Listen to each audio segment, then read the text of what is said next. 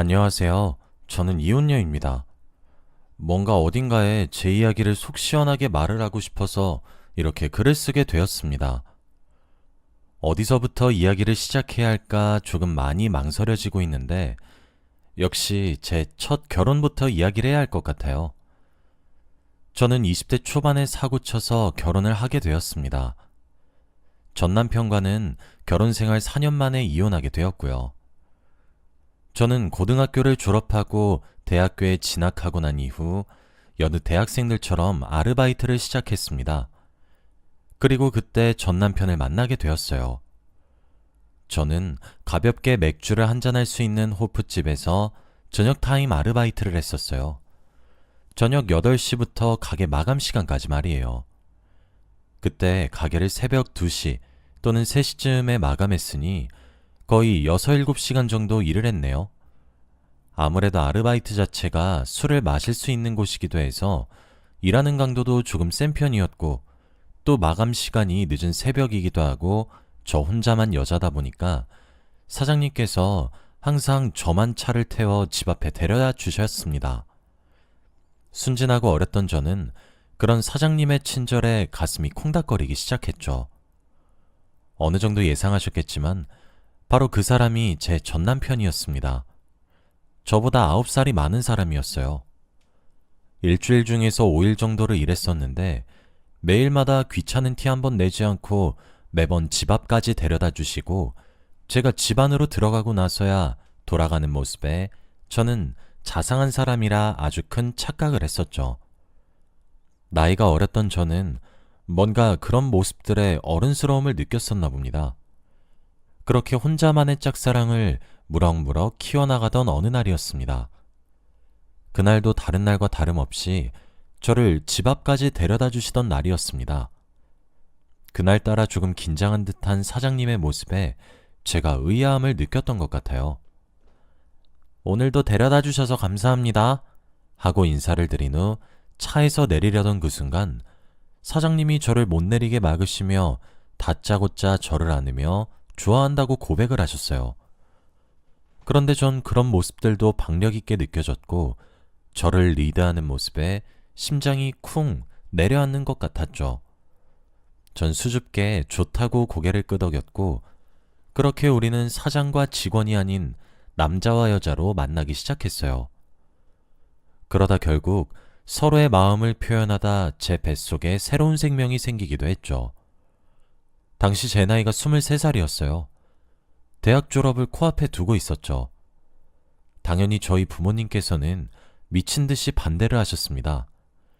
친정에서 반대를 할 것이라고 생각을 하기는 했지만 그 정도로 거셀 거라고는 생각 못 했었거든요. 제게 아이를 당장 지우라고 소리 지르는 부모님의 모습에 어렸던 저는 실망을 금치 못했습니다. 어떻게 그런 잔인한 말을 제게 할 수 있는지, 내가 알던 우리 부모님이 맞는지 너무하다 생각했죠. 전 뱃속의 아이를 지키기 위해서 부모 자식 간의 연을 끊었고 그대로 남편을 따라 시댁에 들어갔어요. 제대로 결혼식도 올리지 못했었죠. 제 인생에 가장 고통스럽고 힘들었던 시기가 그렇게 시작이 되었습니다. 결혼 전 자신만 믿어달라고 가슴을 치며 호언장담을 하던 남편의 말만 믿고 천륜의 연까지 끊어가며 남편을 따라왔습니다. 남편은 제 의사와 상관없이 시댁과 합가를 시작했죠. 아직 제가 어려서 모든 것이 서툴 테니까 시부모님께 배우라고 말은 그럴듯하게 하더라고요. 연애를 하던 시절 자상하고 다정하고 그래서 어른스러웠고 항상 의지할 수 있겠다고 생각했던 남편의 모습은 결혼하고 나서 보니까 결혼 전과 완전히 딴판이더군요. 그렇다고 시부모님이 좋았냐고요? 전혀 아니었습니다. 지금 생각하면 진짜 사이코 같아요. 사람을 들들 볶다가도 깔깔 웃으시고 그렇게나 저를 엄청나게 괴롭히셨습니다.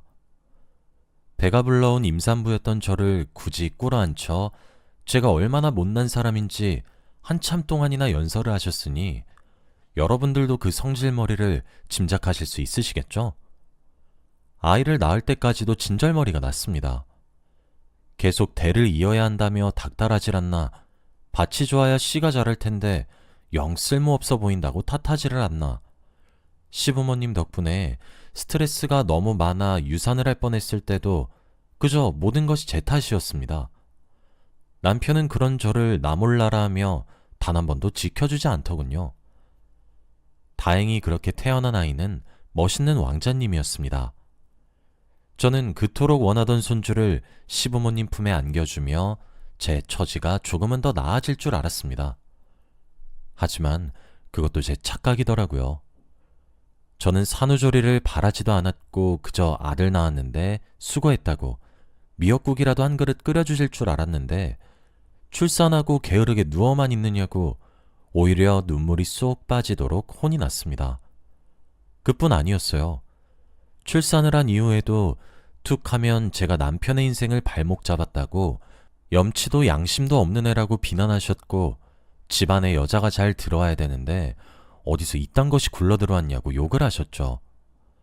가만히 잘 계시다가도 제 머리를 쥐어박으시면서 성질을 있는 대로 내시기도 하셨고요. 제가 그 무엇보다 더 화가 났던 것은 제가 낳은 제 아들을 제가 돌보지 못하게 막으셨던 부분이었습니다. 어린 네가 대체 아는 것이 무엇이 있겠느냐고 토달지 말고 바닥이나 닦으라며 제 품에 있던 아들을 빼앗아 본인 품에 안으시고 제 얼굴에 걸레를 집어던지신 분들이십니다. 그런데도 저는 아무 말도 하지 못했어요. 매번 혼전 임신으로 사고쳐서 가진 것 없이 애만 딸랑 임신해서 시댁으로 기어들어왔다고 욕을 들으니 제가 죄인처럼 느껴졌었거든요. 그래서 고개를 숙이며 살아야 된다고만 생각했죠. 지금의 저라면 아이를 나 혼자 만들었냐고 바락바락 대들기라도 할 텐데 어렸던 저는 그러지 못했어요. 그래서 버티고 또 버텼습니다. 그리고 제 아들에게는 남편과 시부모님 모두 무척이나 잘 대해줘서 버틸만 하기도 했습니다. 빵긋 웃는 제 아들 얼굴을 보면서 견디고 또 견뎠습니다. 그렇게 결혼한 지 2년째가 되던 해였습니다. 법원에서 서류가 미친 듯이 날아오기 시작하더군요. 깜짝 놀라 서류를 확인해보니 남편을 향한 고소장이 작성되어 있더라고요. 남편은 스토킹으로 벌금형을 내야 하는 상황이었습니다. 내용을 읽어보니 가관이더군요. 심지어 피해자 또한 제가 알고 있는 사람이었어요. 제가 그만두고 난 이후 남편이 운영하는 호프집에 새로 뽑은 여직원이었어요. 엄청 예쁜 여직원이었거든요. 남편은 그 여직원을 1년이 넘는 시간 동안이나 졸졸 쫓아다녔고 그것도 모자라 집까지 쫓아가기도 했고 사장이란 직위를 통해 갑질과 함께 개인 번호로 연락하면서 정말 입에 담기 힘든 문자들을 보냈고 나타날 때까지 기다리겠다고 협박을 하기도 했더라고요. 그걸 견디지 못해 그 여직원이 남편을 신고한 거였고요. 남편한테 이게 뭐냐고 따지고 들었더니 남편은 어디 여자가 떽떽거리고 앉아있는 거냐며 제 뺨을 내려치더군요.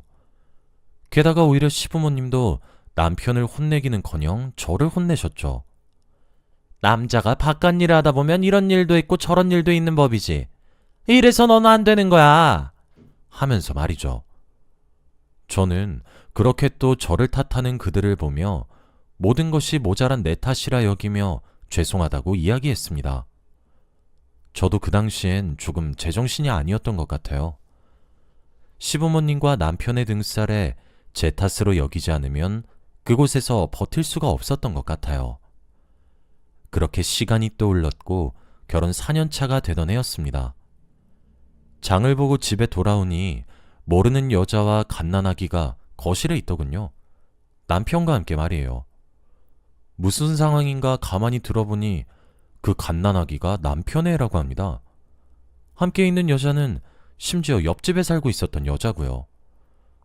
그러니까 남편이 옆집에 있는 여자와 불륜을 저지르고 애까지 만들어 온 것이었던 거죠. 옆집 여자는 저보다 좋은 조건을 가지고 있었어요. 저는 어리고 가진 것이라고는 대학 졸업장 하나뿐이었는데 그 여자는 어엿한 직장도 있지 어느 정도의 재산도 있지. 그래서 그런지 시부모님, 남편, 그 여자까지 제게 집에서 못 만들고 나가라더군요. 제 아들은 내버려두고 저 혼자만 말이에요.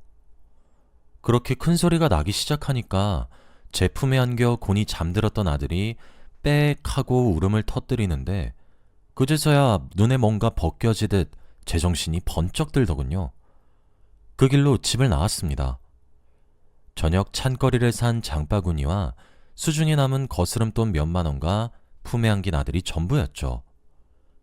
근데 참 그때 연을 끊고 지냈던 제 부모님이 많이 생각이 나더군요. 그래서 무작정 친정을 찾아갔습니다. 부모님이 내치면 보호소를 가던가 하기로 하고 말이에요. 초인종을 누르고 누구냐는 목소리에 눈물이 왈칵 나더군요. 나야. 두 글자를 한참 만에 겨우 내뱉으니 기다렸다는 듯 문이 열렸습니다. 부모님 가슴에 대못 받고 결혼해서 꼭 잘 사는 모습을 보여주고 싶었고 이제 나 인정해달라고 하고 싶었어요. 그런 결심을 가지고 힘들게 결혼했습니다.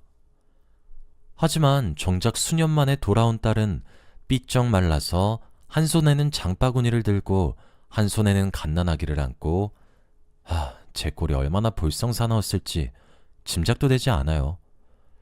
제 모습을 보자마자 엄마는 저를 껴안고 눈물을 흘렸고 저도 그때 다시 어린아이가 된 것처럼 부모님 품에 안겨 엉엉 울었습니다.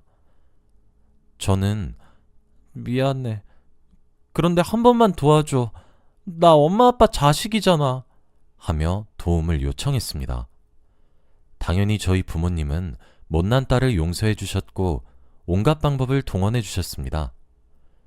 당연히 남편의 그간 법원에서 받은 고소장들의 이력들과 옆집 여자와의 불륜과 그 결실인 갓난아이까지 증거가 너무나도 명명백백했습니다.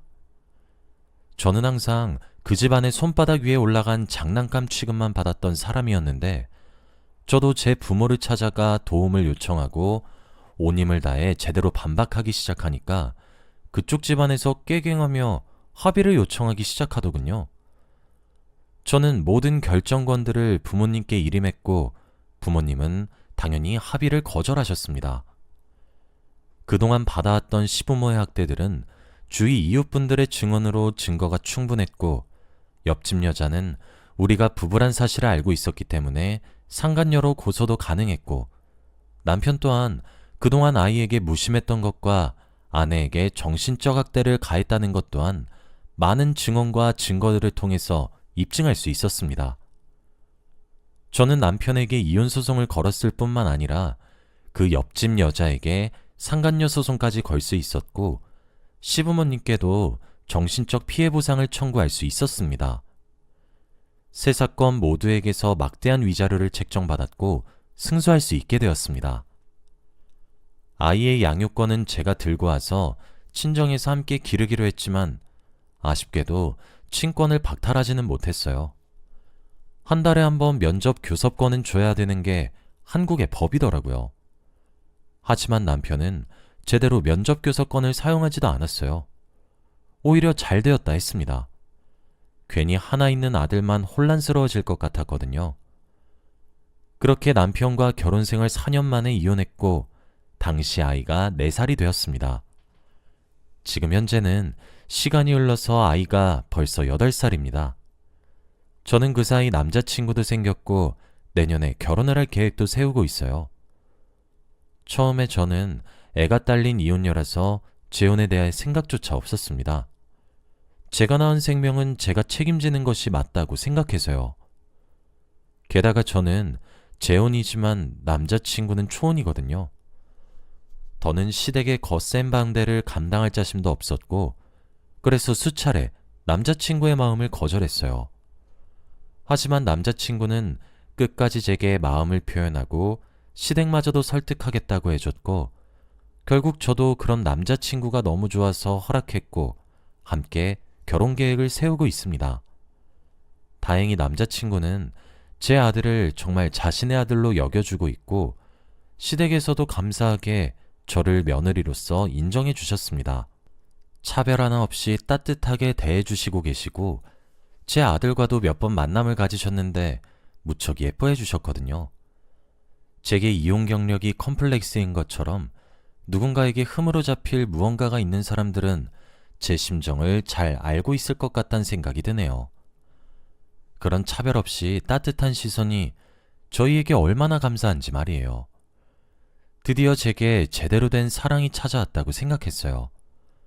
그리고 남자친구를 지금 저희 부모님께서 무척이나 만족하셔서 결혼하는 데 모든 지원도 부담해 주시기로 했죠.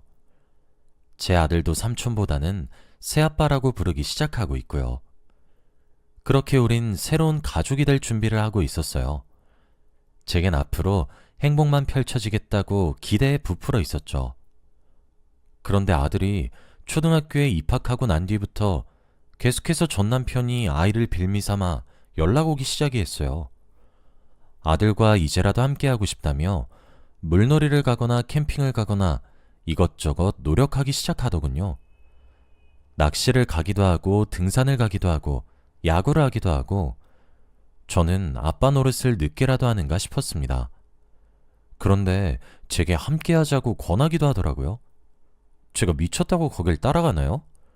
당장 눈앞에서 꺼지라고 욕을 한 바가지 하고 내쫓고 아들만 보냈습니다. 그럴 때마다 뭘 잘했다고 온갖 불쌍한 척을 하며 시무룩해 하는 꼴을 아들에게 보여주면서 아들이 저를 쪼르게 하도록 시키지를 않나 주둥이를 삐죽 내밀면서 투정을 부리는데 입을 찢어버리고 싶더라고요. 그런데 하루는 저더러 아이 문제로 이야기 좀 하자고 하더군요. 이제껏 양육비조차 제대로 안 준 사람이 갑자기 아이 문제를 운운하니 걱정이 되어 결국 만났어요. 사실 아이가 없을 때 이혼하면 완벽하게 남이 될 수 있지만 아이가 있을 때 이혼하면 완벽한 남이 될 수 없거든요. 아이에 관해 계속해서 상의를 하게 되니까요. 그게 교육이든 훈육이든 뭐든 말이에요. 아이 문제로 인해 할 말이 있다고 해서 만났더니 전 남편은 제게 재혼을 하자고 하더군요. 사실 아이에게 가장 아빠의 존재가 필요했던 시기에 아이 옆에 있어준 사람은 전 남편이 아니라 제 남자친구거든요. 아이도 그래서 남자친구를 새아빠라고 부르고 있는 거고 실질적으로 남편은 아빠라고 칭하기는 하지만 옆집에 사는 아저씨 수준 정도로 생각하는 정도예요. 그런데 갑자기 나타나서 우리 아들을 생각해서 다시 합치고 살자고 하는데 사람이 너무 어이가 없고 기가 막히다 보니 말문이 턱턱 막히더라고요. 무슨 헛소리냐고 화를 벌컥 내니까 흥분하지 말고 자기 이야기를 잘 들어보래요. 아니, 우리 아이만 생각하자고. 아이에게도 부모 둘 다 있는 환경이 더 좋을 거 아냐. 하면서 끔찍하게 아들을 위하는 척을 하는데 기도 안 차더군요. 그렇게 좋아 죽던 불륜녀는 어쩌고 나랑 아들 내팽겨치고 4년 만에 찾아와서 속을 뒤집어 놓냐고 하니까 저를 붙잡고 구구절절 하소연을 하기 시작하더군요. 그 이야기를 듣는 내내 고소해 죽는 줄 알았습니다. 이야기를 들어보니 저와 이혼 후에 혼외자를 낳아준 그 옆집 여자와 재혼을 하게 되었다고 해요. 하지만 저와 다르게 시부모님 말씀에 바락바락 대들고 이것저것 꼬투리를 잡고 게으르게 살더랍니다. 그렇다고 밥을 잘하기를 하나 시킨 것을 잘하기를 하나 그저 누워서 빈둥거리며 TV나 보고 그러는 모습에 시부모님이 한마디 거들면 오히려 두 눈 똑바로 뜨고 말대답만 하기 시작해서 특히 시어머니가 뒷목을 몇십 번은 잡았다고 하더라고요. 그러면서 전처인 저를 걸고 넘어지면서 그 여자에게 잔소리를 했더니 애를 들쳐안고 가출했다 들어오길 반복했답니다. 그래도 이미 엎어진 물이겠거니 생각하고 살고 있었는데 지금으로부터 약 1년 정도 전에 옆집 여자와의 사이에서 낳은 아이가 갑자기 신장이 안 좋아지면서 병원에 입원을 하게 되었다고 합니다. 큰 수술을 앞두고 이것저것 검사를 받다가 알게 되었는데 옆집 여자와 전 남편 사이에서 절대 나올 수 없는 혈액형이 나왔다고 하더라고요.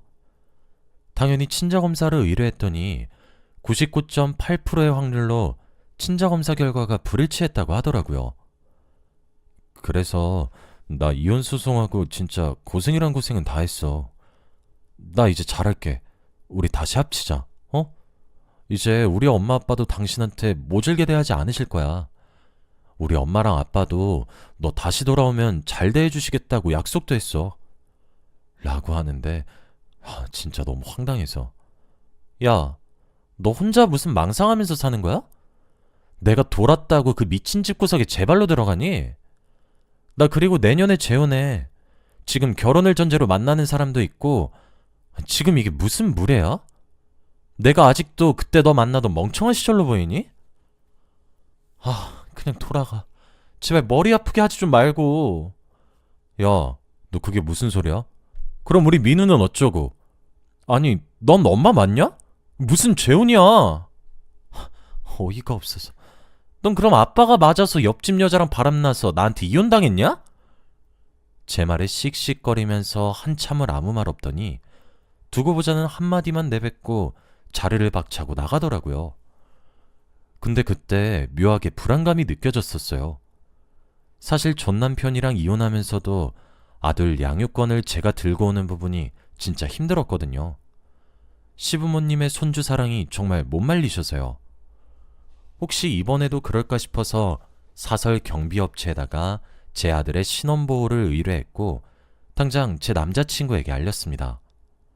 아니나 다를까 그 이후 전 남편 쪽에서 다시 양육권을 가져가겠다는 소송을 걸어오더군요.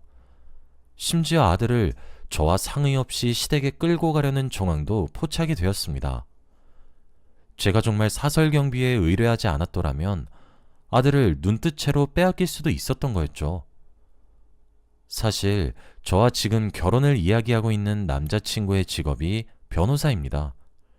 당연히 제 이야기를 듣고 함께 분노해준 든든한 남자친구는 직접 이 소송의 변호를 맡았고 남편이 그간 양육비를 일절 보내지 않았다는 점, 주 양육권자인 엄마 모르게 아들을 빼돌리려고 했다는 점, 그리고 아들이 남편과의 합가를 원하지 않는다는 점을 근거 삼아서 강하게 반박에 나섰습니다. 다행히 제가 다시 양육권을 가질 수 있게 전 남편의 소송은 기각이 되었죠.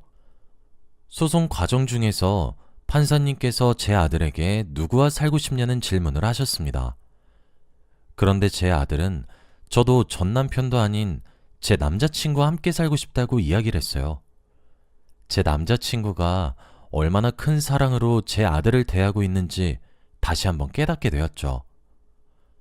그렇게 지긋지긋한 전 남편을 남자친구가 아주 멋있게 퇴치해 주었고 지금은 다시 평화로운 일상을 되찾았습니다.